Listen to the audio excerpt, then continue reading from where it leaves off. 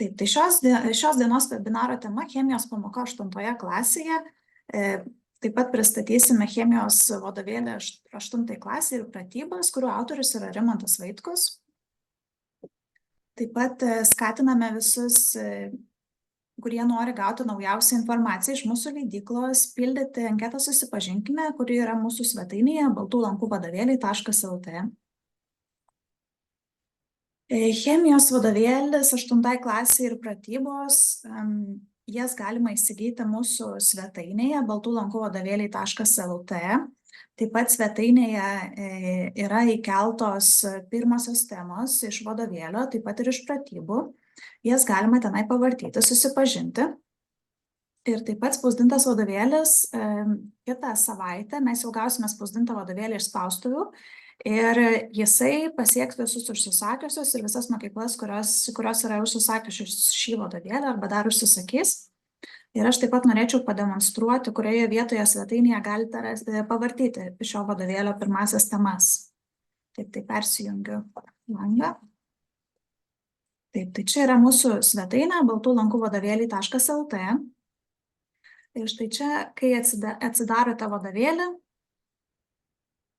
žemiau po aprašymu galite rasti ir pavartyti. Tai va, būtent čia rasite pirmasias temas, su jomis galite susipažinti. Taip pat ilgalaikis planas irgi yra įkeltas svetainėje. Ir lygiai taip pat galite pavartyti ir chemijos pratybas 8 klasiai. Tai čia taipogi bus pirmosios temas įkeltos. Taip.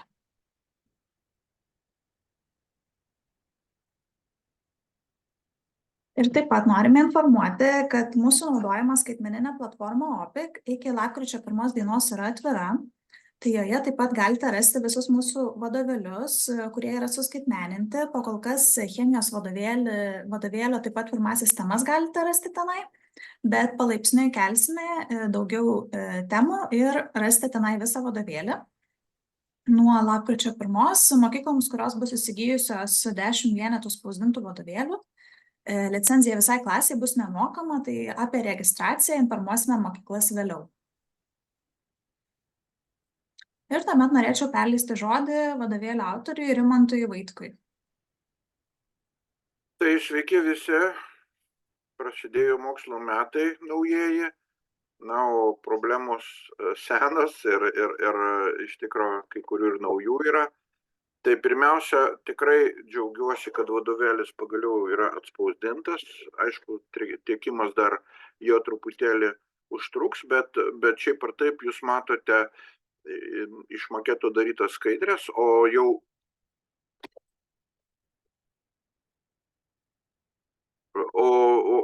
jeigu nagrinėsime turinį, tai suprasite, kad kai kas skaidrėse šiek tiek skiriasi, bet pačiam vadovėlį nedaug pasikeitimų lyginant su tuo maketu, iš kurio mes čia darėme skaidrės. Vadovėlis iš viso yra nedidelės apimties, palyginti nedidelės apimties, tai yra 140 puslapių su dalykinė rodiklė ir lentelėmis ir tam tikrais priedais. Bus tik viena knyga, nebus jokios antros knygos.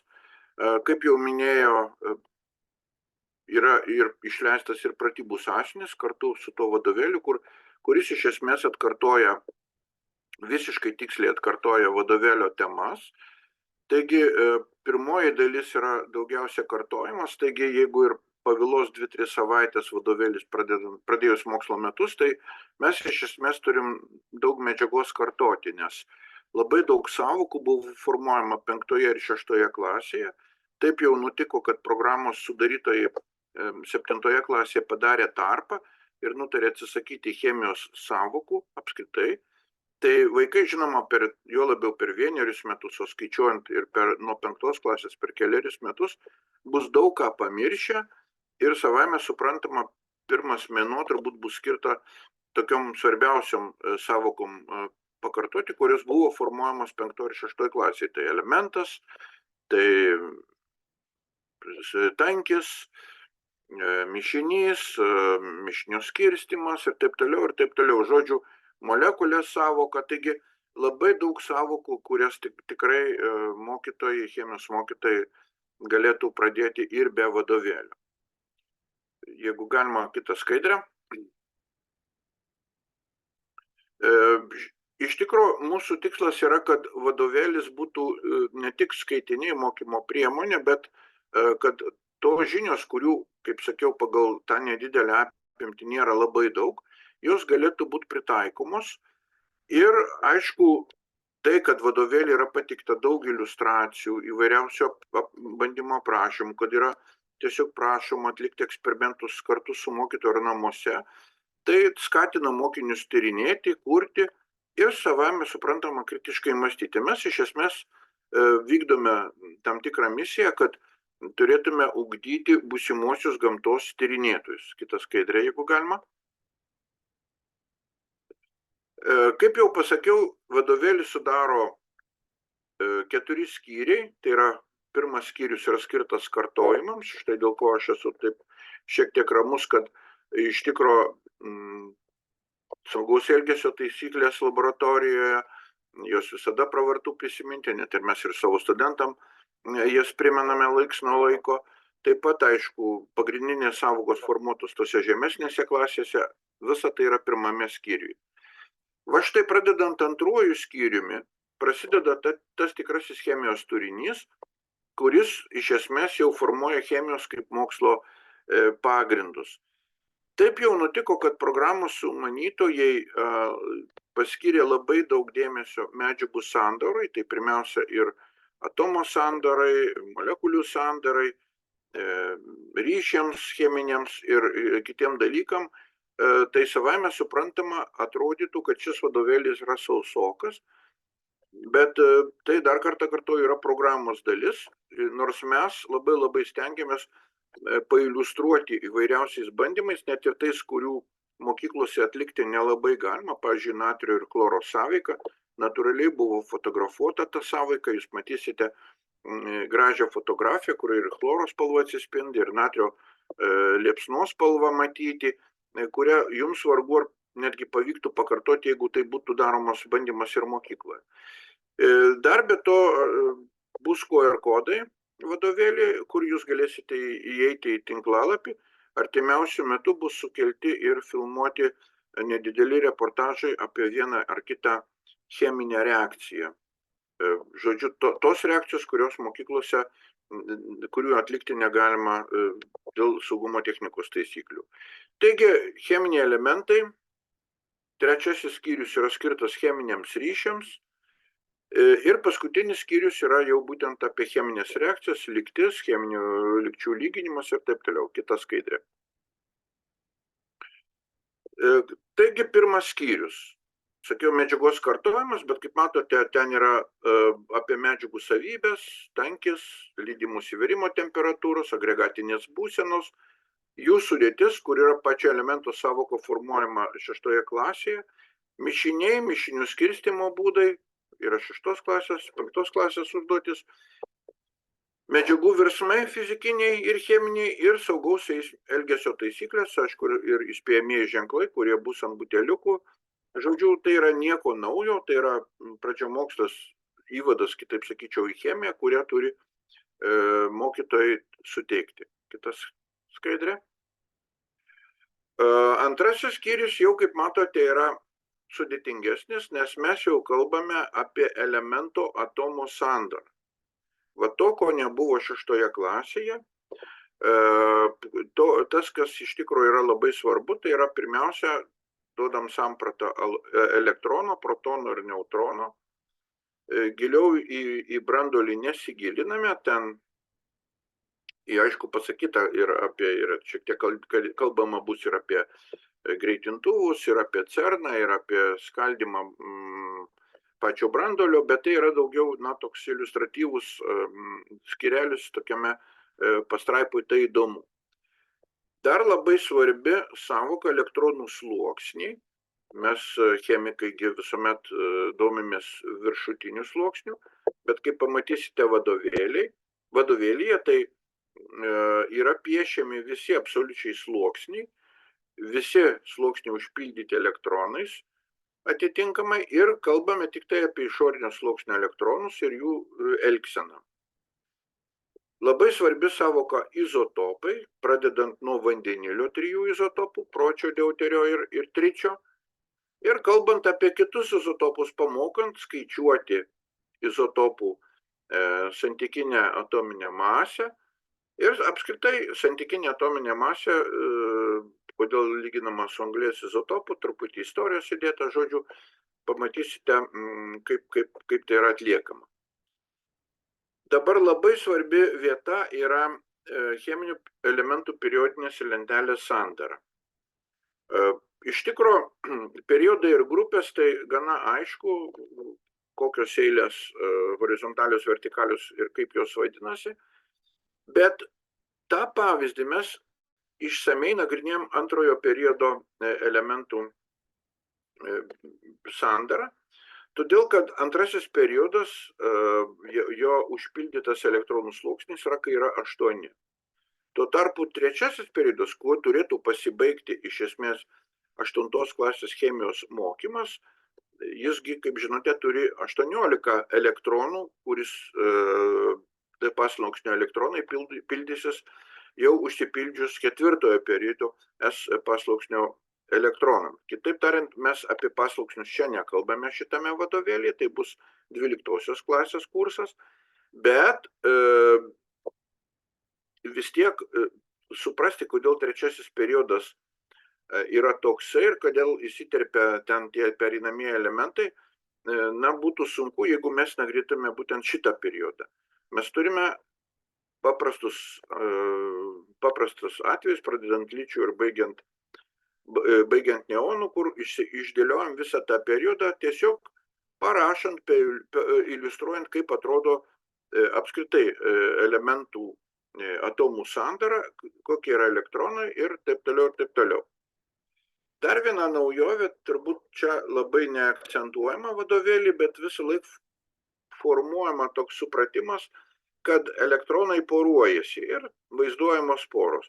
Išskyrus pirmąjį periodą, ten liko iliustracijose pavaizduoti vienas ir antras elektronai atskiri, gal daugiau dėl tokios vizualinės, reiškia, vaizdo, bet čia galima paaiškinti irgi, kad tai yra elektronų pora joje pirmajame sluoksnėje, bet antrasis sluoksnis labai aiškiai matosi tie besiporuojantis elektronai. Grupės, kaip matote, yra pateiktos dvi, tai 1 ir 7, nes 8 grupė inertinės dujos jos cheminėse reakcijose nedalyvaus. Ir čia vėl apsiribojam praktiškai, jeigu žiūrėsime, šarminių metalų grupę ir halogenų grupę, kur paminėjau fluorą, bromą. Ir jodas yra duodamas, nors jis priklauso jau aukštesniam periodui ir jų, sakykime, elektronų išsidėstymas yra daug sudėtingesnis, tačiau ir jis patenka į tą grupę. Taigi, kaip matote, tik 1 ir 7 grupės yra lyginamos. Ir paskui, kaip matysite, jau kalbant apie cheminius ryšius ir cheminės reakcijas, būtent šitų grupių elementų sąveikose mes pamatysime tą visą chemijos vaizdą. Kiekvienas skyrius turi savo skyrelį, kuris vadinasi pasitikrinu ir įsivertinu. Tai yra užduotis, kurios yra skirtos pakartoti visą praeitą medžiagą. Analogiškai tai jums ir pagalba formuojant tam tikras užduotis gal kontroliniam darbui, arba čia aišku savarankiškam darbui yra skirta mokinių. Bet kalbant apie šitą skyrelį, manau, kad tokio stiliaus užduotis jūs galite labai nesunkiai patys parengti ir kontroliniam darbui. Dar pabrėšiu, kad kiekvienas paragrafas, čia kaip matote, jie išvardinti yra, turi nuo 4 iki 5 klausimų, dažniausiai 5 klausimus, tuo tarpu pratybų sąsiuviny jūs kiekvienam atitinkamam skyreliui bus maždaug po 10, kartais ir daugiau užduočių. Ir jeigu imsime pasitikrinu ir įsivertinu skyrelį, tai minimumas 10, daugiausia turbūt yra 15 užduočių šitam skyreliui. Taigi visiškai neapkraunant labai vaiko, neperkraunant užduočių gausa. Mano tikslas nebuvo labai tų užduočių gausinti, bet kad jos būtų įvairesnės ir atskleistų visas tos nagrinėjamos temos pusės. Prašau kitą skaidrę. Trečiasis skyrius, kaip matot, yra truputį didesnis apimties ir šiek tiek sudėtingesnis, nes įsiveda nauja savoka elektrinis neigiamumas, įsiveda savoka apie cheminių ryšių tipus ir čia naujas dalykas tarp molekuliniai ryšiai, kurie irgi taip pat priklauso cheminių ryšių tipams, bet jie yra žymiai silpnesni. Na, čia prasideda cheminių junginių savybės, atskiriant joninius junginius nuo kovalentinių junginių, kurie turi tam tikrą skirtumą. Tai yra susieta su tuo, kad parašyti cheminės formulės mokiniams bus daug lengviau, jeigu jie įsivaizduos pilną elektronų perėjimą. Tai yra joniniai junginiai tokie ir yra, kur yra visiškas elektronų perėjimas iš vieno elemento į kitą elementą. O štai kovalentiniams junginiams mes jau darome prielaidas, kad elektroneigiamesnis elementas pasitraukia elektronus į savo pusę ir pasipildo savo išorinį elektronų sluoksnį. Čia 3.5 paragrafas, tai yra cheminių formulių sudarimas, ko gero yra pats toks svarbiausias šio vadovėlio tikslas, kad binarinių junginių cheminės formulės mes sudarytume besiremdami iš tikrųjų elektronų skaičiumi išoriniame sluoksnį ir perėjusių elektronų iš vieno elemento į kitą elementą skaičiumi. Ten bus pavyzdžiai patikti, kaip tai yra padaroma. Vieninių medžiagų formulės, jau čia turime galvoj vandenilis, deguonis ir chloras, bromas, jodas, žodžiu, tos vieninės medžiagos, kurios sudaro molekulės, bet čia mes įvedame alotropinių atmainų sąvoką, konkrečiai, vertinamos tokios alotropinės atmainos kaip baltasis raudonasis fosforas, deguonis ozonas ir anglies alotropinės atmainos deimantas grafitas ir paminėtas fulerenas. Junginių vaizdavimo būdai, tai čia įvairios formulės, tai ir taškinės formulės, ir struktūrinės formulės. Santykinė molekulinė masė, čia nekalbant apie vienetus, čia tiesiog angliniais vienetais skaičiukai sudedami ir mokama, kaip tą galima padaryti. Vėl pasitikrinu ir įsivertinu, tai yra užduotys skirtos mokinių pasitikrinimui, laikantis to paties principo. Pasitikrinus įvertinus skyrelis, mažiausiai 2-3 užduotys yra kiekvienam paragrafui. Prašau kitą skaidrę. Na ir paskutinysis skyrius jau toksai, kuris yra dinamiškesnis, nes jame atsiranda pirmą kartą ir cheminės reakcijos, kurias galima atlikti mokykloje, kurias ir vaikas savarankiškai gali atlikti, tokia kaip mielių, tai yra vandenilio peroksido skaldymą panaudojant mieles arba kitas visas, na žinoma, prižiūrint mokytojui, padedant jam ir taip toliau, nagrinėjant junginių įvairių savybės. Reakcijų tipai, jungimuose skilimo ar pakeitimo, oksidacijos redukcijos reakcijos, čia būtent tie elektroniniai perėjimai, ir skaičiavimai pagal cheminių reakcijų lygtis, neįvedus molio sąvokos, tiesiog proporciniam sistemom yra išdėliojama, kaip galima būtų apskaičiuoti susidariusių produktų masę arba reaguojančių medžiagų mases. Ir 2 paragrafai skirti kinetikai ir termodinamikai, tai yra reakcijos ir energija, ir greitos ir lėtos reakcijos, labai daug kreivių įvairių, vaizdumo požiūrių, šis skyrius turi tikrai didelę apimtį, įvairių piešinių, kur galima įsivaizduoti, kaip tos cheminės reakcijos vyksta. Ačiū ir dar vieną skaidrį. Kiek ir kokių cheminių elementų simbolių turi mokėti aštuntokas? Na, iš tikrųjų, tai sakiau, apsiribosime pirmais 3 periodais, nes taip yra programoje parašyta ir savaime suprantama, jis neturėtų visko ten mintinai iškalti, tai jo labiau, kad jūs leisite naudotis periodinę elementų lentelę. Aš manau, kad jinai kabo ant kiekvienos mokyklos sienų. Tiesiog reikės mokėti perskaityti tuos pavadinimus. Dabar elektrinis neigiamumas. Va čia tema, kuri yra tikrai sudėtinga ir aš bandau pateikti ją šiek tiek inovatyviau. Tai yra, pažiūrėkite į paverstą periodinę elementų lentelę, pasuktą ją kampu, kur fluoras atsiduria tos lentelės viršūnėje, apačioje jūs matot piramidę, taigi jis yra hierarchijos viršuje, kitaip sakant, turintis didžiausią elektrinį neigiamumą. Jo papėdėje yra elementai, kurių elektrinis neigiamumas yra žemesnis. Tai paaiškina, kodėl deguonis atiduoda fluorui savo elektronus, kodėl, žodžiu, fluoras tik pasiima elektronus, niekam neatiduoda. Ir savame suprantama, mums ta savoka labai svarbi yra sudarant junginių formulės. Kitas lentelė.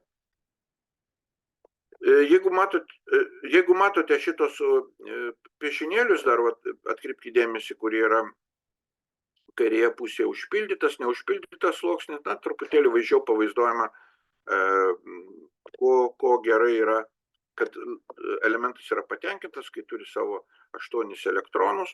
Nesvarbu, ar tie elektronai buvo reiškia, prijungti iš kažko ar prarasti, tarkime, mes paskui paaiškinsime, bet svarbu, kad išorinis elektronų sluoksnis būtų užpildytas. Kita skaidrė, jeigu galima. Tęsiant elektrinio neigiamumo temą, čia jūs matote iš tikrųjų ir elektrinio neigiamumo jau reikšmes lentelėje, reikšmes apskaičiuotas pagal Linusą Paulingą, truputėlį čia jūs matote ir to žmogaus biografiją, jin labai įdomi. Labai įdomi ta biografija ir galbūt mokiniai atkreips dėmesį, kad žmogus tiek buvo susidomėjęs chemiją, kad jis papildomai turėjo kreditų iš chemijos, nesimokė istorijos, bet jo garbės reikalas buvo gauti mokyklos atestatą, tai jis padarė, būdamas jau 2 kart Nobelio premijos laureatų. Tai turbūt čia yra tokia unikalus atvejis. Ir vėlgi kiekvienos temos pabaiga, kaip matote, yra pateiktos užduotis, jos skirtingos ir daugiausia tai remiasi ne atkartojimu, bet kūrybiškumu. Pakomentuosiu paskui kiek skaičių po kablelio bus atominė ir molekulinė masė, tai tiek, kiek lentelėje duota, tiek yra, bet apie reikšminius skaičius yra pasakyta, kad galima kas yra reikšminiai skaičiai ir kad iš esmės aš žinau, kad mokytojai yra susitarę, kad aštuntokai mokosi 3 reikšminių skaičių, kitaip sakant, iki to apvalinsime. Aš iš viso manau, kad reikšminių skaičių tema yra šiek tiek per daug išpūsta, nes ji labai aiški vaikui. Tiesiog tai reikia pasakyti, kad esam susitarę laikytis 3 reikšminių skaičių ir viskas. Ir čia viskas labai paprasta ir apvalinam iki to. O dabar atrodo, kad čia pasaulio pabaiga. Tiesą sakant, tarptautinėje chemijos olimpiadoje būdavo, kad jeigu reikšminių skaičių būdavo atsakymai daugiau negu pradinėse sąlygose, tai net neigiamus balus už tai rašydavo. Tai mes jau mokinius buvom išmokę, važiuodant į tarptautinės chemikų olimpiadas, kad jūs to nedarykite. Bet šiaip ar tai programai sutarta, kad 3 reikšminiai skaičiai. O iš tikro, pavyzdžiui, kaip jūs vandenilio atominę masę parašysite, jeigu ten yra 1,00797. Aišku, su tais reikšminiais skaičiais, jeigu 3 paimtume, tai ir nebeliko to 797. Žodžiu, manau, kad jūs labai aiškiai paaiškinsite, kas tie reikšminiai skaičiai, ką jie parodo ir kaip juos galima nustatyti. Kita skaidrė. Galima kita skaidrė? Gerai, ačiū. Taigi, apibendrinant šitą skyrių, kaip matote, yra skyriaus santrauka pateikta. Po kiekvienos temos taip pat yra temos santrauka, svarbiausi teiginiai, o skyriaus santrauka tai apima iš esmės visų tų teiginių ir svarbiausių žinių sumą. Tai žodžiu, ji truputį didesnė yra, bet šiaip ar taip vaikas turėtų tai žinoti, pabaigęs tą skyrių. Nuo skyrių, kaip matote, pamokų nemažai bus, nors paragrafai, kaip matėte, jų nėra tiek, kiek yra pamokų, 72 pamokos, o paragrafų, jeigu sudėsime, tai tikrai nesusidarys net pusę to. Žodžiu, jūs turėtumėte suprasti, kad kai kurios paragrafus turbūt reikės mokytis ir 2 dienas, ir netgi 3 dienas, o jeigu pridėsim dar kontrolinius darbus, tai savame suprantama, ta apimtis bus tokia. Kita skaidrė. Skyriaus pabaigoje, kaip sakiau, yra pasitikrinus įvertintos užduotis, yra jos įvairios, yra ir pasirinkti vieną teisingą atsakymą, bet yra ir kitokių, matot, ir skaičiavimų užduočių, ir atvirų klausimų. Kai kurie sudėtingesni uždaviniai, jų pateikti yra atsakymai, vaikas galės pasitikrinti, ar teisingai šitą užduotį išsprendė. Kita skaidrė. Tai tiek kalbant apie šį vadovėlį, jūs jau sakė, kad galite susipažinti su vadovėliu elektroninė versija, kai ne viskas, bet dalis jo yra atviroj prieigoj. Na ir aš manau, kad jis jums patiks, būsiu labai dėkingas už pastabas, pastebėtas klaidas, visuomet būna taip, atrodo, lyg žiūri antrą redakciją, trečią redakciją ir išlenda kokia nors klaidelė, kurią palikai. Žodžiu, labai daug žmonių dirba prie vadovėlį, noriu padėkoti leidyklai Baltos lankos, nes tikrai labai kruopščiai, atidžiai, labai dėkoju redaktoriai, kuri redagavo vadovėlį, tikrai įsigilino ir į užduotis, ne tik kalbą žiūrėjo, bet taip pat ir žiūrėjo iš mokinių pusės, ar galima vaikui suprasti tos teiginius, kai ką pati pasiūlė. Žodžiu, tikrai labai kūrybiškas mūsų toks bendras darbas, taigi ne aš vienas čia autorius būčiau, bet būčiau taip pat ir, sakyčiau, toks kolektyvo narys, nes redakcija tikrai labai didelis kolektyvas, Audronė, kuri čia mus visus prižiūrėjo ir ne vieną vadovėlį kuravo leidžiant, ir Marina, kuri redagavo, žodžiu, labai visiems ačiū. Tai gerai, tai dabar klausimus ir turbūt pirmiausia pasižiūrėkime, kas yra tame čatoje, kokie klausimai pasakyti. Dar noriu visiems priminti, kad klausimus rašykite į chatą arba Q&A ir jeigu norite užduoti garsiai, tai galite paspausti mygtuką Raise Hand. Na, va, parašyta programoje, Algirdas rašo, programoje 20 cheminių elementų yra. Tai klausia, ar trečiojo periodo nenagrinėjote. Žinoma, jis yra pateiktas, ten viskas tvarkoj su juo, yra tik tai tiek, kad mes antrojo periodo pavyzdžių parodėm, kaip galima būtų tiesiog suprasti tą sluoksnių pildymą. Na, iš tikrųjų, vaikus reikia mokyti piešti. Atrodo keistai, rutininis dalykas, po vieną papildomą taškelį įrašyti į išorinį sluoksnį, bet tas padeda suvokti, kaip pildosi trečio periodo elementų elektronų sluoksnis. Va, o jeigu kalbėsime apie elementus, ten savybių elementų programoje nėra, yra tik tai kalbama bendrai prasme apie grupės ir periodus, reiškia, tai tie elementai yra paminėti. Kiek ir kokių cheminių elementų simbolių turi mokėti aštuntokas, aš atrodo jau atsakiau į tą klausimą. Labai gerai būtų, kad turėtumėte laboratorinių darbų aprašus su paruoštais pildymo lapais. Na, tokio darbelio neplanavom, bet jeigu bus poreikis ir bus norinčių įsigyti tokį, tai žinoma, čia nesunkiai galima padaryti visą tai. Dabar, kada bus išleistas 11 klasės vadovėlis, aš esu būsimasis šio vadovėlio autoris, su redakcija yra sudaryta sutartis, jis turėtų būti išleistas kitais metais, rugsėjo 1 dienai, jis jau pradedamas kurti, žinoma, reikėjo labai daug daryti, kadangi aš dar esu ir 6 klasės gamtos vadovėlio bendraautorius, tai, kaip matot, šiemet mano galvai teko 4 knygelės, tai tikrai labai daug darbo. Kitiem metam turiu šiek tiek mažesnės apimties, bus 3 knygelės, na ir 11 klasės vadovėlis gana sunkus riešutėlis, pasakyčiau, ypatingai įvertinant tai, kad yra spektroskopija, yra spektrai, yra organinė chemija, kaip jūs žinote, aš pats esu organinės chemijos atstovas.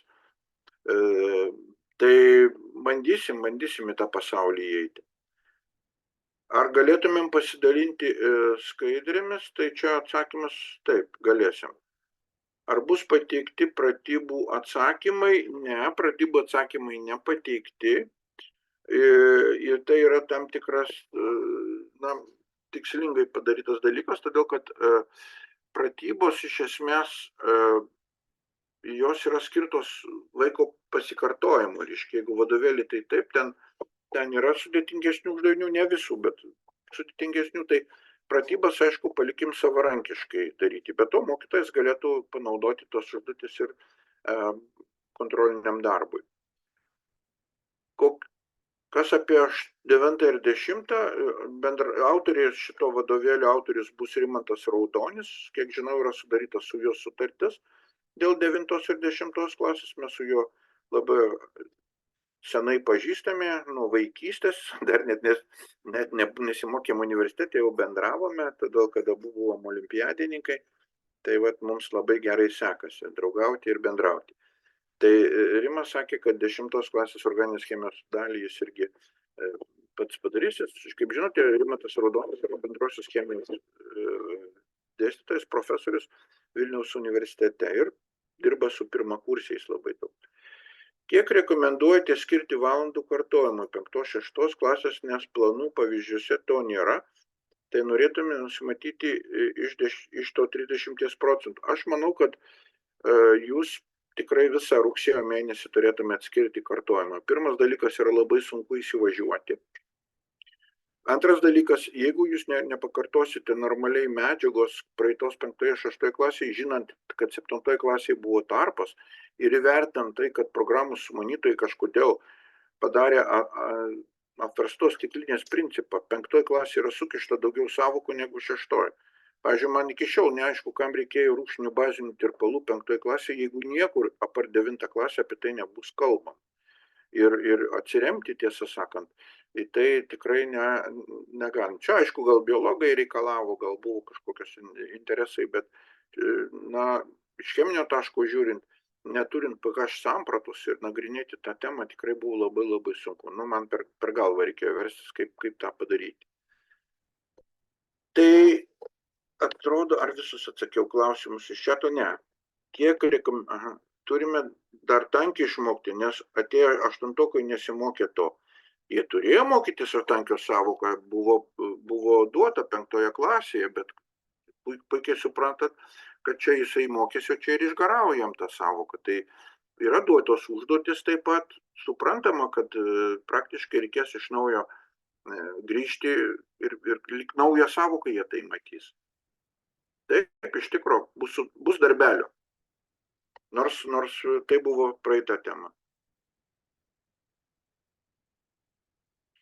Apie kartojimą čia pavėlavęs sako, taip ir bus kartojimas, jau kalbėjau apie tai, pirmas skyrius visas yra skirtas kartojimui. Tai kol kas parašytų klausimų nematau.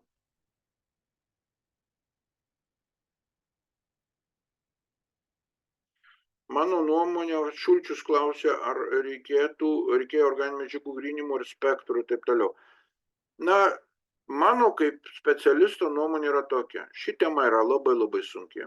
Jinai yra sunki net ir mūsų studentams.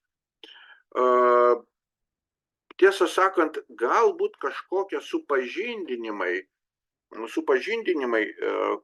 kurie reikalingi yra, kas tai yra spektroskopija, galėtų tai būti, bet tikrai ne tokių spektrų nagrinėjimų, koks aš mačiau 11 klasės buvo užduotyse, tai yra, kai vaikai savarankiškai turėjo nustatyti spektrus. Dar daugiau, ten buvo įdėtas, kiek pamenu, butanono, butanalio ir butanolio, 1 arba 2 butanolių spektrai. Tai aš norėčiau užduočių sudarytojus pasodinti ir pakišti jiems spektrus ir atskirkite jūs tą 1 butanolį nuo 2 butanolio. Infraraudonųjų spindulių spektrai iš esmės identifikavimui, cheminiam bendruomeniai labai retai yra naudojami, tik tai tiek, kad pamatyti karboninę grupę, pamatyti, ar tai yra pirminis ar antrinis aminas, ir pasižiūrėti, ar yra ten, sakykime, OH grupė galbūt. Iš to, ko kitais spektriniais tyrimais neduoda. Mums daugiau informacijos duoda branduolinio magnetinio rezonanso spektroskopija, bet pateiktoji užduotis 11 klasėje buvo tokia, kad neva tai nėra signalų skaldymų, kas leidžia nustatyti protonų kiekį ir kaimininius vandenilius. Nu, žodžiu, visiškai antimoksliška užduotis. Tai mane ten net iš socialiniuose tinkluose bandžiau čia bendrauti ir paviešinti tas nesąmonės. Nu, bet žinot, ne ašgi dabar programą sudarinėjau, yra taip, kaip yra.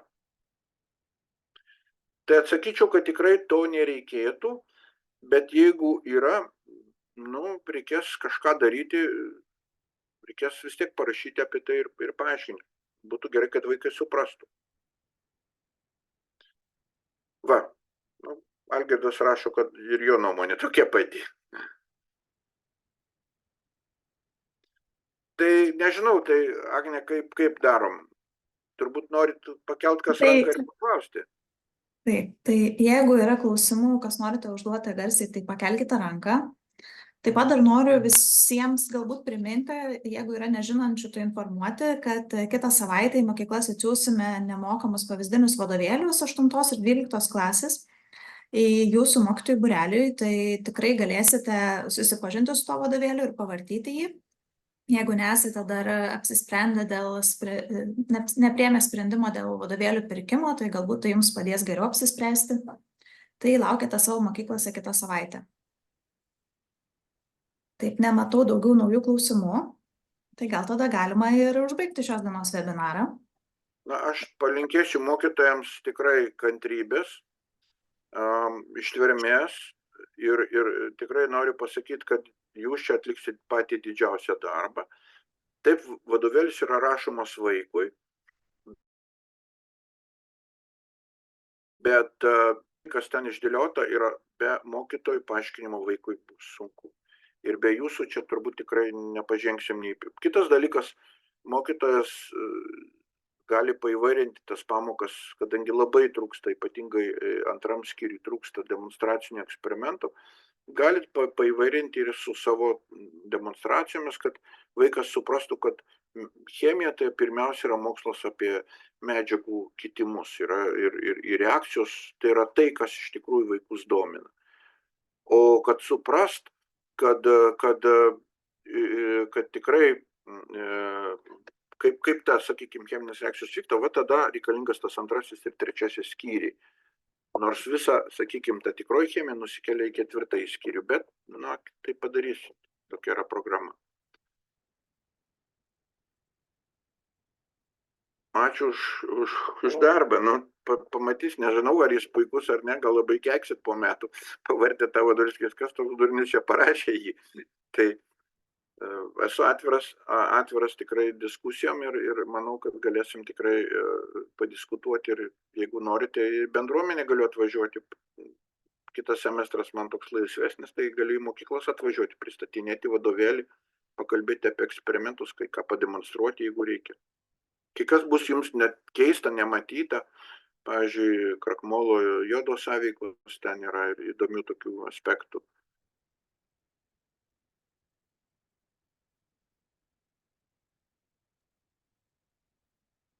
Taip, tai tuomet galime baigti webinarą, ar ne? Tai dėkojame visiems dalyvavusiems. Taip pat noriu priminti, kad penktadienį taip pat turėsime webinarą su Rimantu Raudoniu, kuris pristatys chemijos vadovėlį 12 klasiai, tai taip pat kviečiame jame dalyvauti. Ir dėkojame visiems dalyvavusiems šiandien. Ačiū visiems už kantrybę ir ačiū už dalyvavimą. Viso geriausio.